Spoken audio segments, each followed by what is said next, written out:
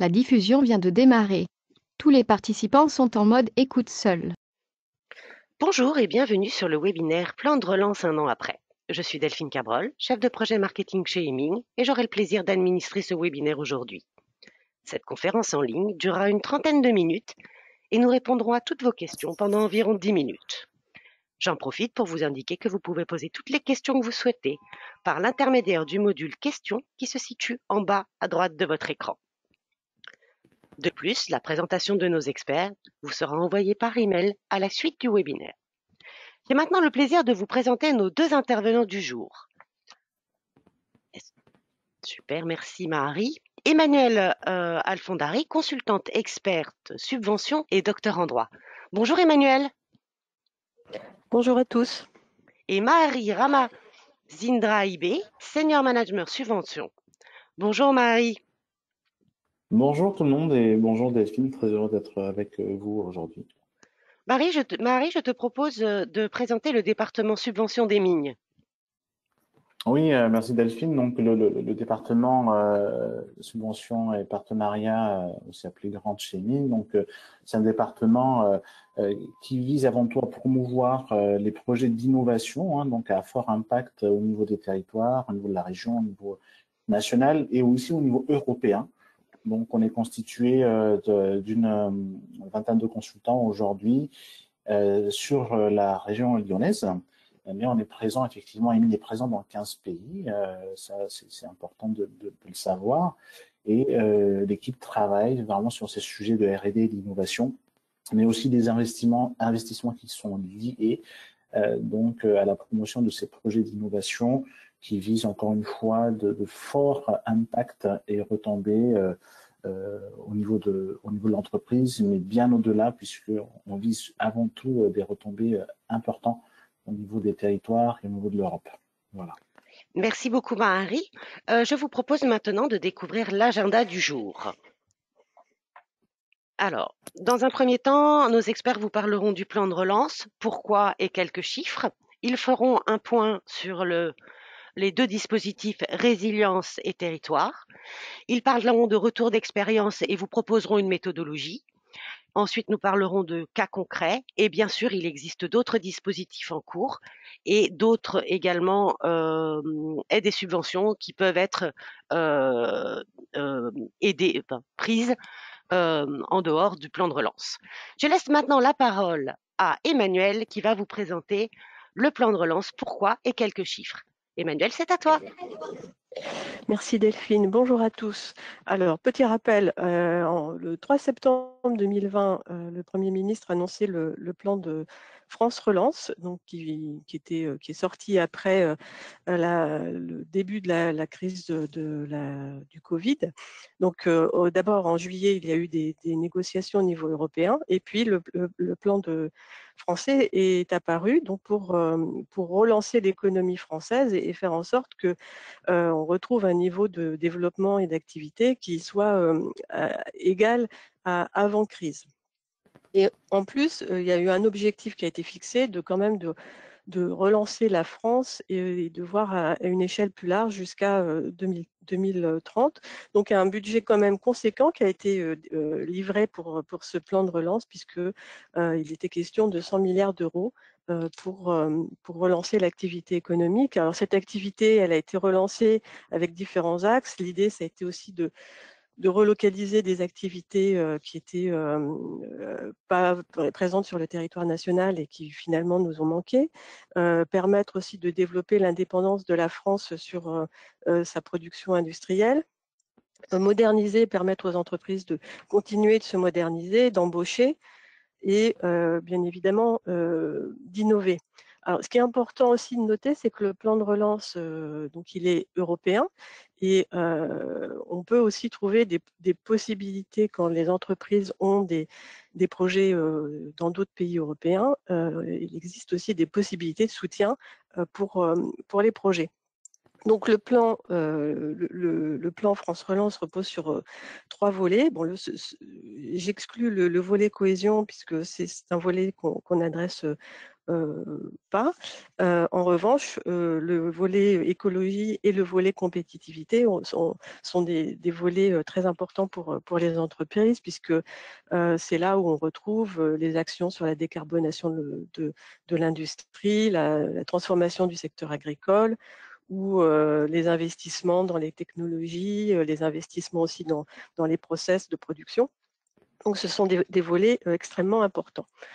Vous voyez aussi à l'écran donc quelques chiffres qui sont tirés d'un site qui est très bien fait. Je vous invite à aller regarder parce qu'il y a pléthore d'informations et c'est fait par le ministère de l'économie. C'est le site datavision.economie.gouv où vous avez en fait l'ensemble des données chiffrées, des projets qui ont été déposés région par région, taille d'entreprise par taille d'entreprise. Donc là, on a juste fait une capture d'écran avec les chiffres les plus importants, mais sur ce site même, vous pouvez regarder les régions qui ont été les plus actives, donc en particulier la région Aura, d'ailleurs, faut le remarquer, et qui ont le plus soutenu finalement les entreprises en fonction. Et toutes les entreprises, peu importe leur taille, pouvaient candidater sur ces dispositifs qui sont encore d'ailleurs encore en cours.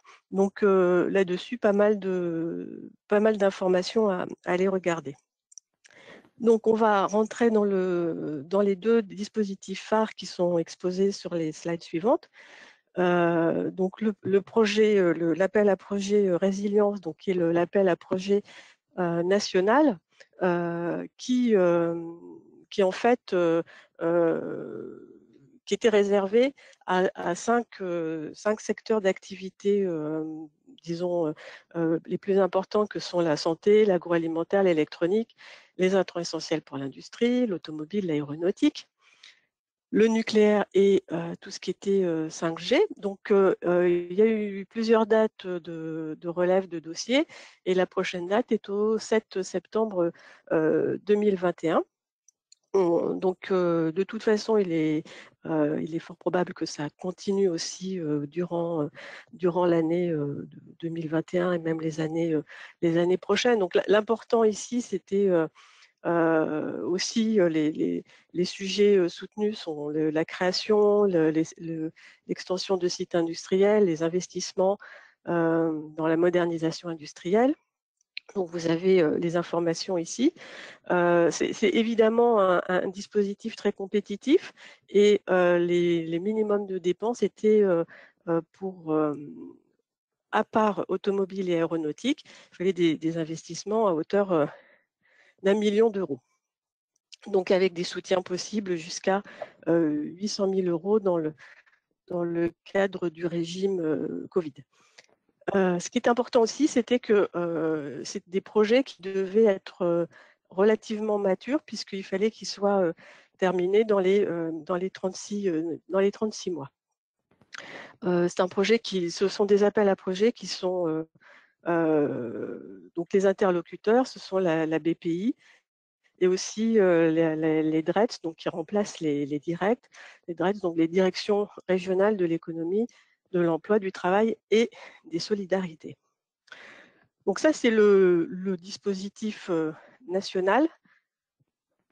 Et puis vous avez un deuxième dispositif qui était le dispositif territoire, qui est un peu moins compétitif dans le sens où il est plus ouvert aux entreprises de tout secteur.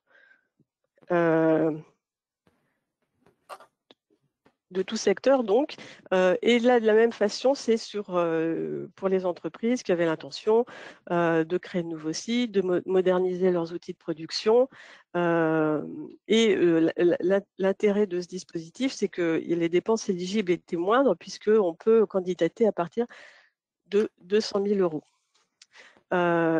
Ici c'était jusqu'à épuisement des fonds, donc il y a eu une petite pendant les élections régionales, mais en tout cas, sur le cahier des charges qui est sorti en juin, il est ouvert encore jusqu'au 29 octobre 2021. Et de la même façon, on peut supposer que ce sera prolongé. Ce qui est important de noter, c'est que sur cet appel à projet, on retrouve un peu le même esprit qu'au niveau national. C'est tout ce qui est retombées économiques et sociales pour le territoire. Là, il y a vraiment une approche beaucoup plus territoriale dans l'analyse des dossiers, avec aussi la transition écologique, la sauvegarde des savoir-faire et des développements des compétences au niveau territorial. Donc ça, c'était un dispositif aussi très important de l'appel du plan de relance. Peut-être, Emmanuel, effectivement, quelques points d'attention qui pourraient intéresser nos auditeurs aujourd'hui sur le bilan de cette première année que nous avons effectivement vu, sur notamment les deux volets que tu as présentés tout à l'heure. Donc, parmi ces points-là, bien sûr, et on l'a encore entendu hier dans le discours du président de la République, certes, c'est l'important, le premier point, c'est de revenir à la situation d'avant Covid, mais c'est bien plus que ça. C'est bien plus que ça, puisqu'il s'agit effectivement de réindustrialiser d'une part la France, donc je parle bien des volets compétitivité et aussi sur la transition écologique. Donc, ça veut dire que les impacts attendus on attend des impacts forts, et c'est pour ça que je le précisais tout à l'heure dans la présentation des lignes, c'est avant tout l'objet, nous, de notre existence même, effectivement, au sein de ce département, de promouvoir ces projets pour avoir les impacts forts, donc les impacts en termes d'emploi, d'abord, mais aussi pour la compétitivité en fait industrielle, la relocalisation en France de ces industries-là.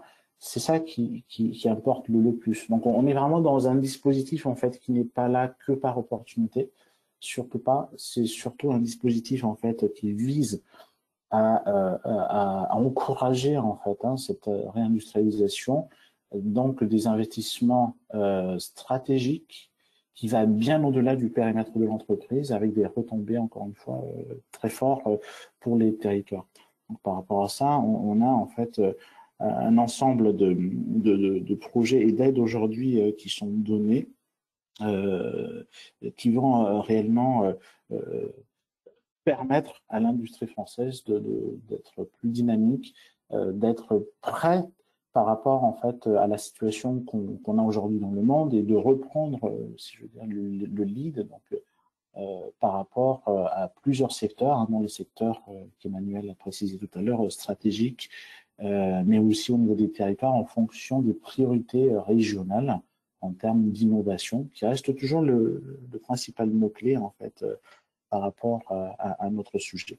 Alors, notre retour d'expérience, c'est aujourd'hui les projets qui répondent à ces critères-là. On peut le retrouver et on va présenter quelques projets que vous retrouverez sur les documentations officielles, donc sur DataVision, des typologies de projets qui peuvent justement être financés et donc qui rentrent dans le cadre de ce sujet plan de relance.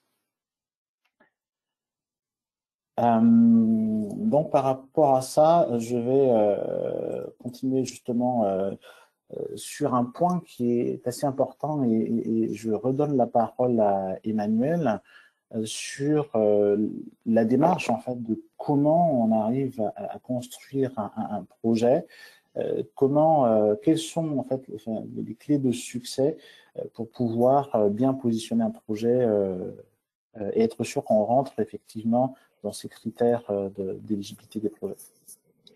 Alors oui, merci Marie. Donc en effet, quand vous commencez à avoir un projet, mais a priori là, il a juste été ralenti par la crise Covid, donc c'est quelque chose que vous aviez déjà en tête et sur lequel vous aviez déjà travaillé. Ce qui est important de regarder, c'est donc effectivement si vous remplissez disons les conditions Covid, est-ce que vous avez eu un ralentissement d'activité, une chute du chiffre d'affaires lié à la crise Covid? Est-ce que vous remplissez les objectifs qui sont donnés par ces différents cahiers des charges? Aussi réfléchir à votre calendrier parce que si le projet n'est pas mature, c'est peut-être pas nécessaire non plus de faire des dossiers pour faire des dossiers. Il y a d'autres dispositifs qui peuvent exister au niveau régional aussi, hors plan de relance, qu'il faudrait envisager. On regarde aussi si éventuellement, si vous avez déjà obtenu des devis, parce que même si ce n'est pas nécessaire obligatoire pour déposer le dossier, c'est quand même bienvenu. Ça montre aussi que le projet était sérieux et avancé et réfléchi.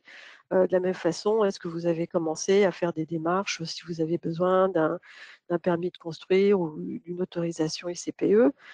C'est des points qu'on peut regarder. Et en tout cas, l'important, c'est de discuter autour de votre projet, de réfléchir déjà au montant de l'investissement. Est-ce que vous pensez que vous allez créer de l'emploi ou est-ce que c'est un investissement qui va juste maintenir de l'emploi? Même si, alors, le maintien de l'emploi, c'est déjà une très bonne chose. Et effectivement, s'il y a de la création d'emplois, c'est encore mieux. Et dans ces premiers échanges aussi, ça nous permet de se dire, est-ce qu'il faut nécessairement se positionner sur ces deux dispositifs présentés ou sur d'autres dispositifs qui n'ont pas de lien avec le plan de relance aujourd'hui.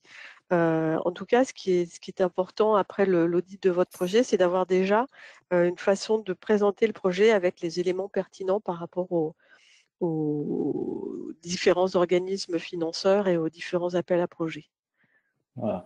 Donc une fois que vous avez en fait identifié ces points-là, donc nous vous conseillons fortement avant de se ruer en fait vers ces dispositifs, de bien prendre connaissance donc auprès des institutionnels, donc qui eux sont vraiment là pour positionner les projets, pour pouvoir être sûr est-ce qu'on est dans la bonne catégorie en fait d'appel à projet. Et parfois même en fait on peut se rendre compte que le projet ne rentre pas dans le cadre du plan de relance, mais dans d'autres dispositifs. Donc, c'est à travers ces interactions avec les décideurs régionaux, enfin locaux, en fait, qu'on peut aller identifier les meilleures opportunités dans le cadre du plan de relance même, parfois aussi en cumulant avec d'autres dispositifs, toujours dans un but encore, et j'insiste vraiment dessus, ça n'est pas en fait une opportunité qui est dédiée de manière focalisé sur l'entreprise, même si ça reste bien entendu l'objet, c'est avant tout penser aux retombées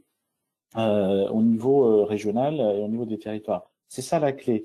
Et dès lors, vous avez un projet qui va permettre de créer de l'emploi, qui va permettre de redynamiser le territoire, qui va permettre en fait de se mettre dans une situation de gagnant-gagnant pour vous, pour la région, pour l'emploi et vraiment pour le bassin de l'emploi régional et au niveau des impacts, que ce soit environnementaux, que ce soit dans le numérique, que ce soit par rapport à la relocalisation en France, que ce soit la modernisation.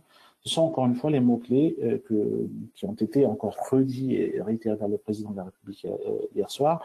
Donc ça, à partir de ce moment-là, vous pouvez dire, voilà, j'ai un bon projet, de R&D et d'investissement, parce qu'on ne parle pas encore une fois que de R&D. Là, on est dans un cadre en fait de réindustrialisation de la France. Là, vous pouvez positionner votre projet et aller effectivement proposer un dossier de montage pour pouvoir récupérer donc les fonds nécessaires pour lancer votre projet. Donc ça, c'est aujourd'hui la démarche que chaque entreprise devra mettre en œuvre pour ne pas perdre du temps et en même temps bénéficier de cette aide en fait qui vous est destinée. Du coup, après ça, en fait, avec Emmanuel, on souhaitait aussi vous présenter quelques exemples de projets, parce que vous vous dites certainement, oui, mais à quoi peut ressembler un projet financé dans le cadre du plan de relance? Alors, vous les retrouverez encore une fois sur les sites en fait dédiés. Donc, quand vous allez rechercher les projets financiers, vous avez une base de données des projets. Donc, nous, on en a choisi 3 pour illustrer nos propos et qui nous permet de voir en fait l'étendue de ce qui est possible de se faire financer dans le cadre de ces instruments de financement. Donc là, je prends un exemple, le premier exemple, c'est dans le domaine de la 5G. C'est un domaine assez particulier puisque c'est là où on peut financer à la fois de la R&D. Vous savez que c'est stratégique pour la France, hein, aujourd'hui, la 5G. Donc là, un projet qui avait 1,5 million d'euros de budget et dont l'aide accordée s'est élevée à 800 000 euros, ça concernait les objets connectés utilisés dans le cadre d'une ville intelligente, donc les fameux Smart City. Donc vous voyez toujours en fait les retombées au niveau des collectivités territoriales, c'est toujours ça qui va primer. C'est-à-dire qu'on n'est pas dans une opportunité qui va financer du capacitaire au niveau de la production ou des activités propres uniquement à une entreprise. Là, on est vraiment dans l'intérêt porté sur les territoires. Donc là, ce projet-là, typiquement, ils vont créer au moins donc 9 emplois directs. Donc on retrouve les critères qu'on vous a présentés tout à l'heure.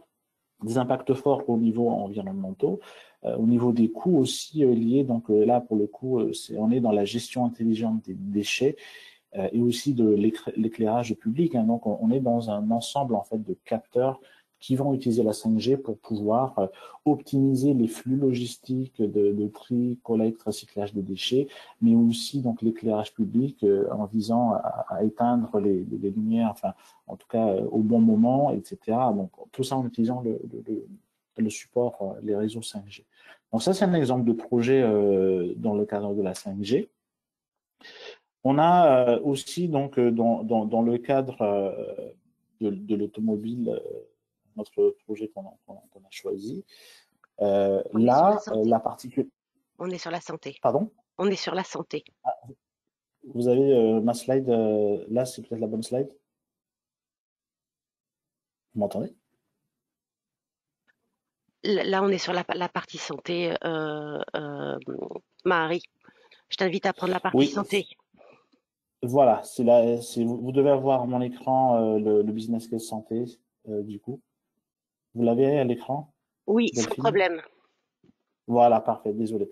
Donc sur la partie santé, on a cet exemple où on parle en fait d'un projet qui est sur la chaîne de production. Bon, c'est technique, hein, je ne suis pas l'expert du domaine, l'astréoname non stérile, où la particularité justement c'est un projet d'investissement industriel dans le domaine de la santé.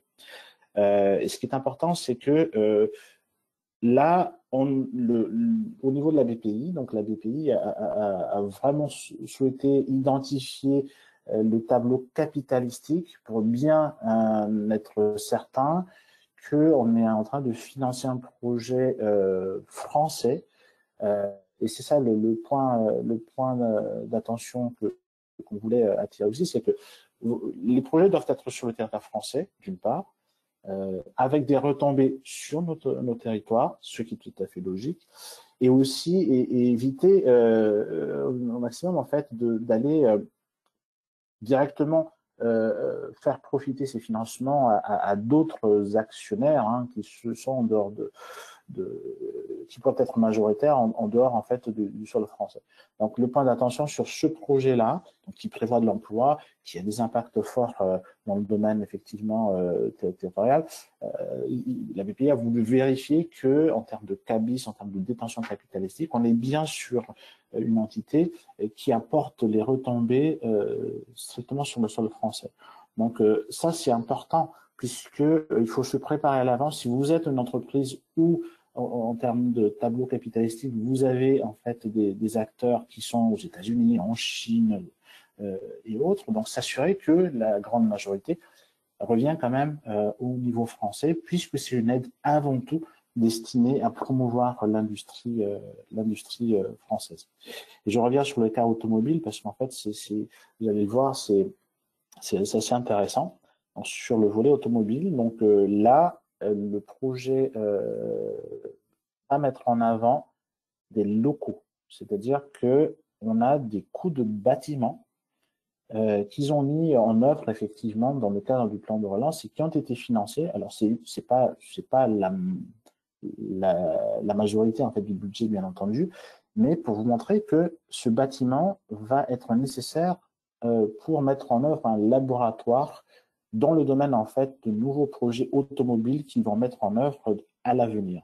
Donc, on a vu par exemple des sujets sur les batteries et la relocalisation d'un certain nombre d'industries en France. Là, c'est la même chose, puisque sur ce projet-là, mené par une grande entreprise dans les Vosges, donc, le principal objectif, c'est de permettre aux ingénieurs de redévelopper en France des moteurs électriques pour et les futurs moteurs électriques pour les véhicules donc autonomes en l'occurrence. Donc là, on parle d'électrification, c'est un sujet très stratégique pour la France et sur lequel justement le projet a été financé sur la base des bâtiments qui étaient indispensables à la mise en place de tels laboratoires qui permet donc de relocaliser et redynamiser l'emploi au niveau français, et ce qui a été positivement accueilli par le plan de relance.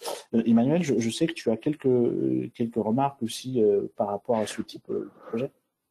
Oui, moi c'est toujours dans le domaine automobile, donc c'était une PME qui a fait un gros investissement pour moderniser et automatiser son process de production. Et ce qui était intéressant dans ce projet aussi, c'est qu'il y avait un fort impact environnemental. Et donc, c'était un projet qui coûtait cher pour eux, qui était à 2,5 millions d'euros. Donc, ils ont obtenu une subvention à hauteur de 800 000 euros, donc ce qui est très bien. Et ça va leur permettre de bien avancer sur cet investissement.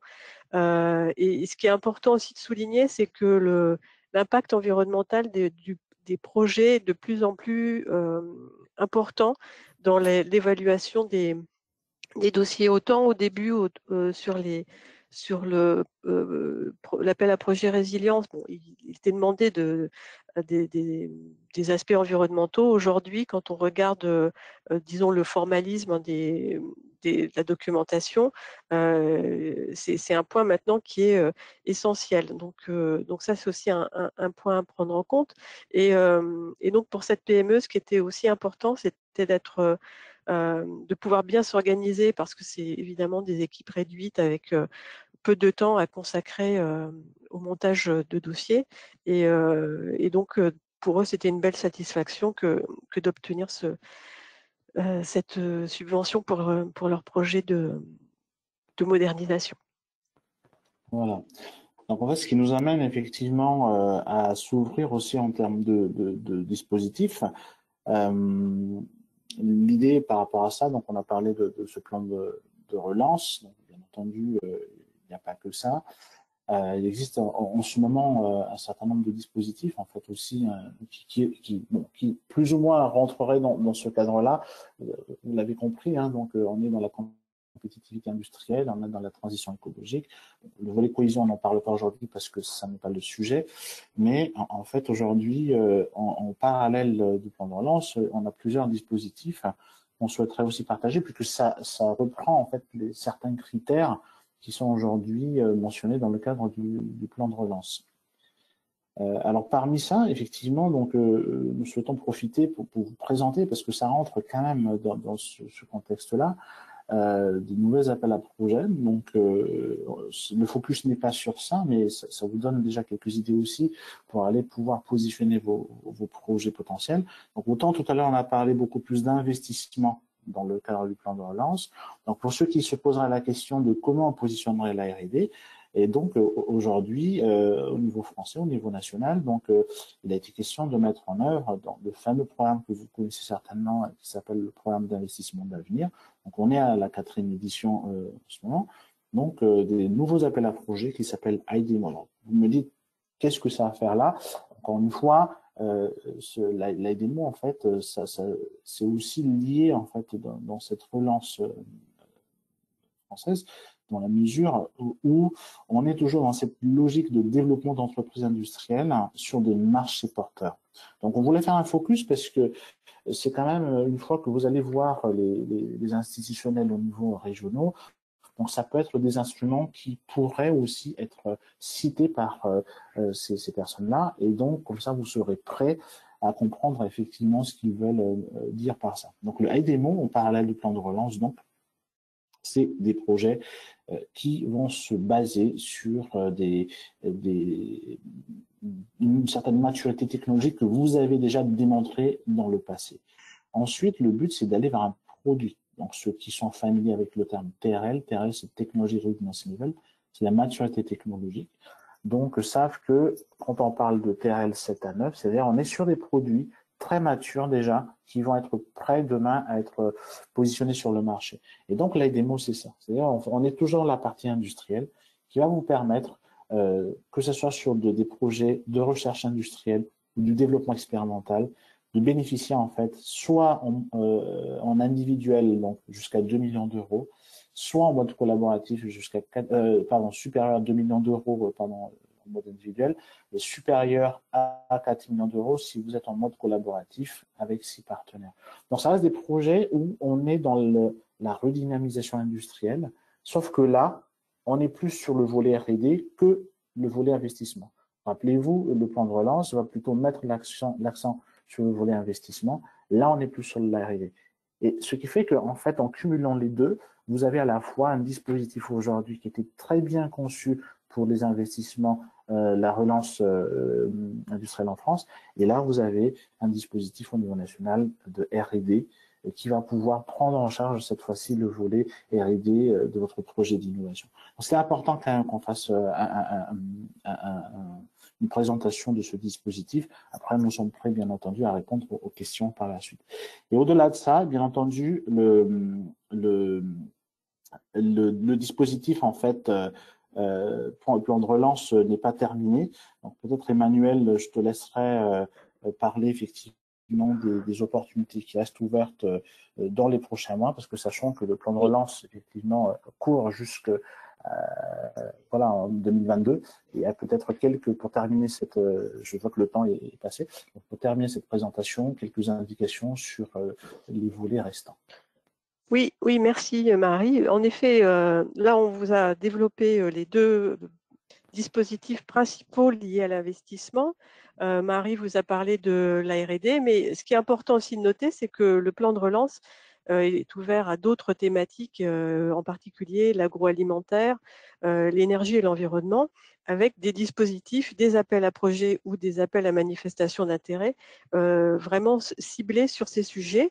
Donc là, sur cette slide, vous avez simplement les dates limites des prochains appels à projets, en sachant qu'il y a de fortes chances qu'il y en a qui soient prolongés et d'autres qui apparaissent. D'ailleurs, après l'annonce du plan Innovation Santé 2030 qui a été faite à la fin du mois de juin 2021 par le président, on peut supposer que de nouveaux dispositifs ciblés sur l'industrialisation des produits de santé apparaissent également et pourra aussi accompagner la croissance des entreprises dans ce secteur. D'ailleurs, ça fait partie des 7 mesures qui ont été annoncées sur ce sujet-là, avec aussi la création de l'Agence d'innovation en santé qui deviendrait un guichet unique. Donc peut-être qu'il pourrait simplifier aussi les démarches, parce que sur ces différents sujets, on a aussi à chaque fois différents interlocuteurs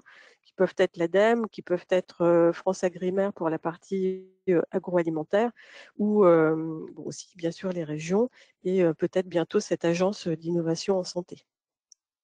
Donc ce qui est important, c'est qu'il faut toujours garder un œil ouvert sur les annonces et sur les dispositifs et sur les différents sites où vous pouvez trouver les informations. Voilà. Donc ça conclut effectivement notre présentation aujourd'hui, et je te repasse la parole, Delphine. Du coup, peut-être que nous avons des questions de nos participants. Marie, il faut juste qu'on parle de ce qui n'est pas encore plan de relance. Tout à fait, Voilà, oui. n'oublions Je pas, te laisse voilà, la parole c'est avant justement, de terminer. c'est le bon titre. Exactement. C'est le bon titre.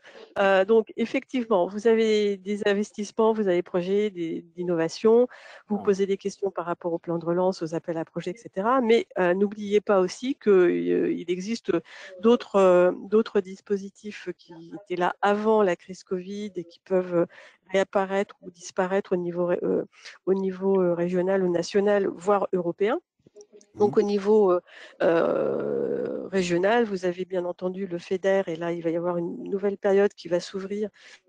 Et vous avez un autre fonds aussi qui s'appelle React UE qui peut permettre aux régions de financer certains types de projets, mais en fonction de ce qu'elles auront décidé, bien évidemment.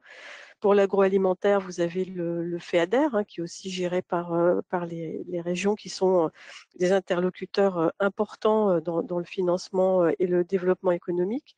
Et puis, vous avez pléthore de dispositifs au fil de l'eau qui peuvent exister auprès de la BPI, auprès de l'ADEME, et qui sont peut-être moins compétitifs que ce qui est au niveau du plan de relance, et bien sûr tout ce qui est dispositif européen, mais ça c'est Marie qui va l'évoquer.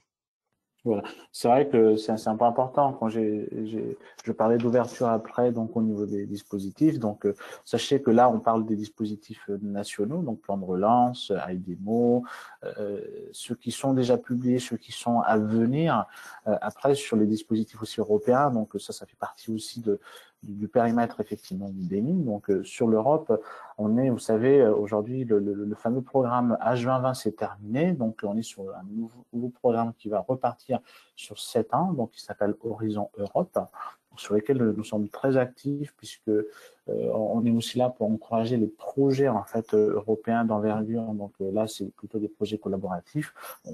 Il existe aussi un certain nombre de projets donc d'investissement. Hein, je dirais le miroir de ce qui existe en France existe au niveau européen. Avec par contre une condition qui est de faire un projet avec des pays, bien entendu, ce qui est tout à fait logique, multiples, donc européens, au moins donc 3 partenaires européens dans les projets collaboratifs. Donc ces projets-là visent aussi, bien entendu, toujours et encore, donc je fais de la redite, mais c'est important, des impacts forts en plus de l'innovation technologique que vous allez mettre en œuvre dans vos projets. Donc ça, c'est vraiment aujourd'hui le gros point d'attention, c'est de penser vraiment à analyser vos impacts et à démontrer la faisabilité, en fait, l'atteinte des objectifs d'impact. Quand vous parlez, ce projet va me permettre de créer de l'emploi. Essayez vraiment d'expliquer la logique qui vous emmène à cette création d'emplois. Il ne suffit malheureusement plus de dire je vais créer 10 emplois et puis je m'arrête là. Comment vous allez créer ça? Quelle est la logique qui fait que vous allez pouvoir créer l'emploi? Pareil, quand vous dites je vais réduire de 15% les émissions de CO2 grâce à mon projet, comment vous y arrivez? C'est vraiment ça la clé du succès aujourd'hui. Encore une fois, c'est une compétition, donc ça n'est pas un dû. Les financements existent au niveau national et au niveau européen. Après, il faut un bon projet, bien sûr, d'innovation et surtout un projet avec de fort impact qui va permettre en fait à l'ensemble de l'Europe, à la France, de pouvoir reprendre la qualité en fait de notre recherche industrielle, mais aussi vraiment notre compétitivité dans un contexte aujourd'hui mondial qui est certes pas des plus flamboyants, mais qui permet justement, grâce à ces financements, de retrouver une situation qu'on a connue avant et voire plus, encore une fois, hein, c'est encore ce qui a été dit hier par rapport donc à ces sujets de financement liés à l'industrialisation. Merci Marie pour toutes ces informations. Merci Emmanuel également pour toutes ces informations que vous nous avez communiquées aujourd'hui. Je vous avoue que nous avons un certain nombre de questions qui sont arrivées dans le chat, donc on va commencer par y répondre. La première question qui nous est posée, c'est que les dispositifs d'aide aux investissements du plan de relance se poursuivront-ils en 2022? Je crois que vous y avez un tout petit peu répondu dans le webinaire, mais je préférerais que vous le redisiez de vive voix. Qui souhaite répondre à cette question?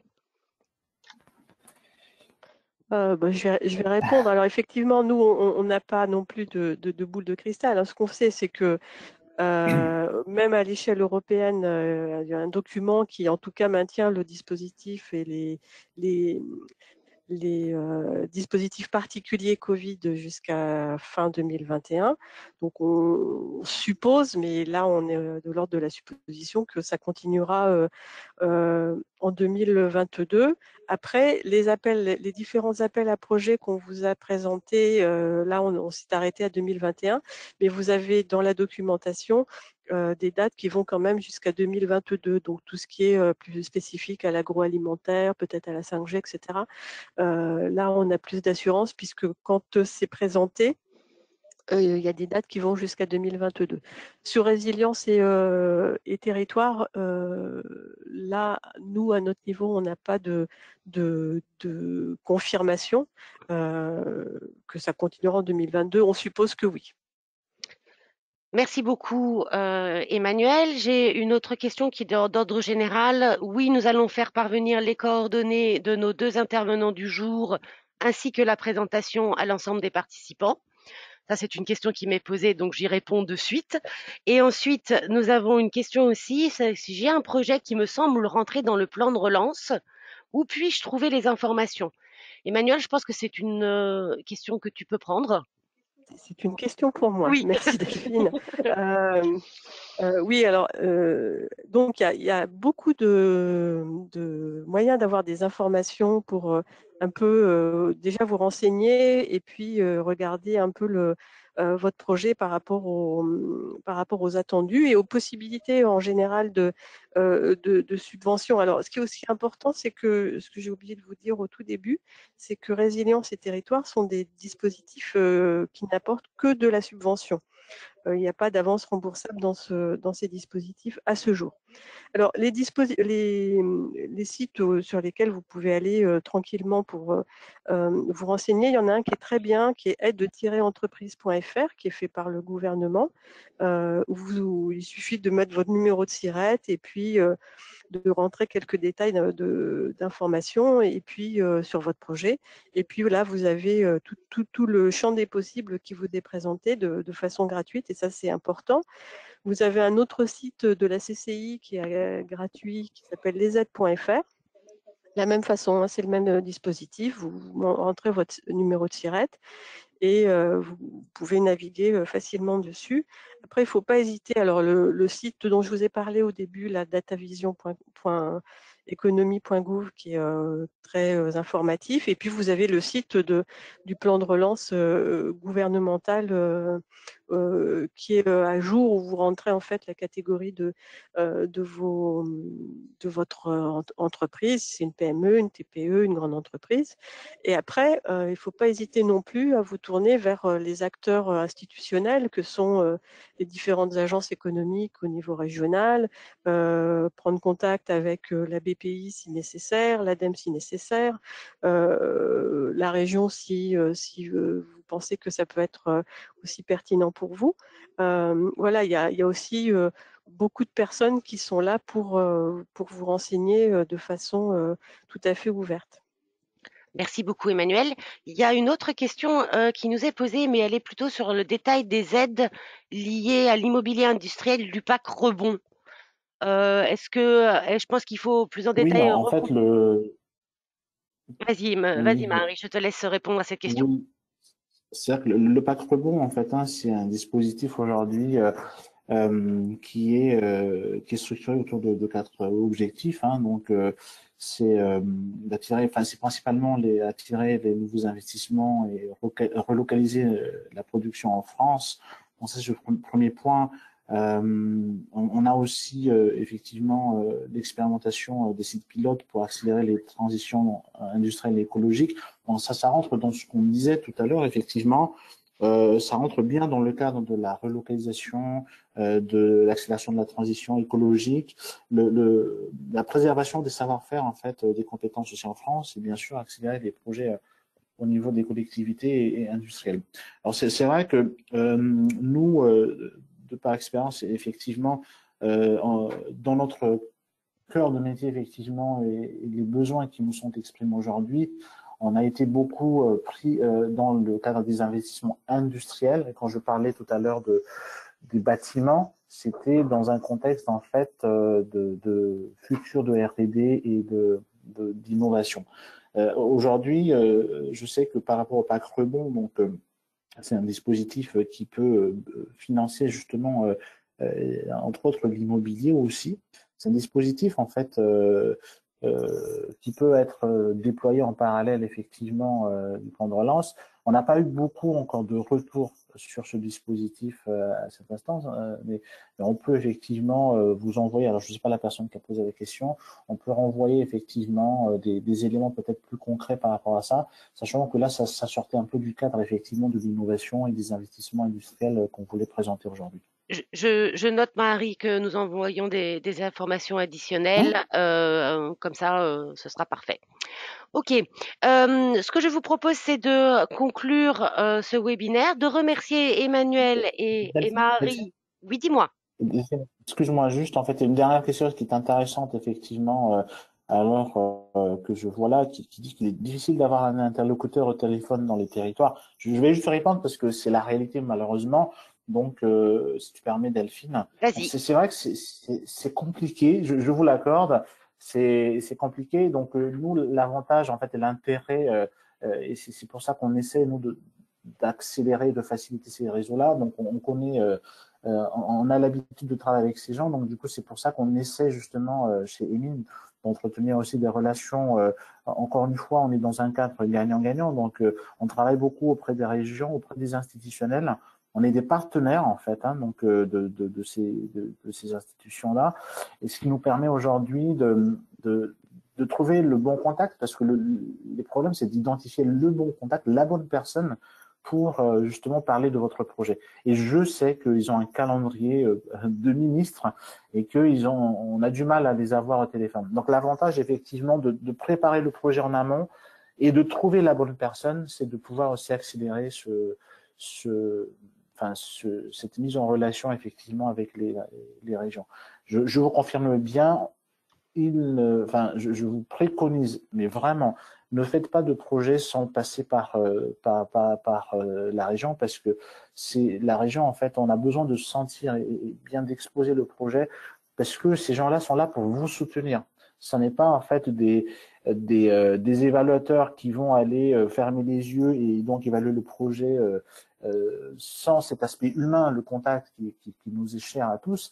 Ces gens-là, en fait, sont là pour vous aider. Mais pour pouvoir vous aider, les gens de la région ont besoin de bien comprendre le projet. C'est pourquoi il faut bien préparer le projet en amont, bien identifier le contact en amont.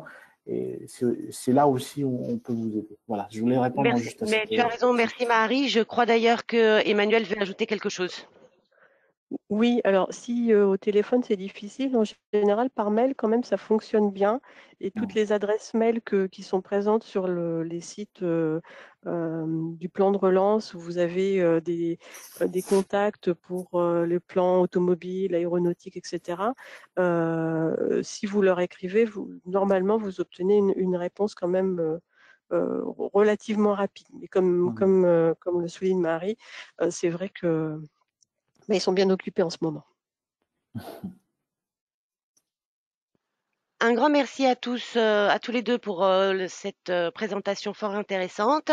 Si vous avez la moindre question, vous pouvez toujours échanger avec nous grâce à l'email qui s'affiche devant vous, finance-innovation@eming.com. Je vous souhaite maintenant un excellent appétit. Je vous remercie tous et vous souhaite une excellente fin de journée. Au revoir Marie, au revoir Emmanuel et au revoir à tous nos auditeurs. Merci Bonne beaucoup. journée, au revoir. Bonne journée, au revoir.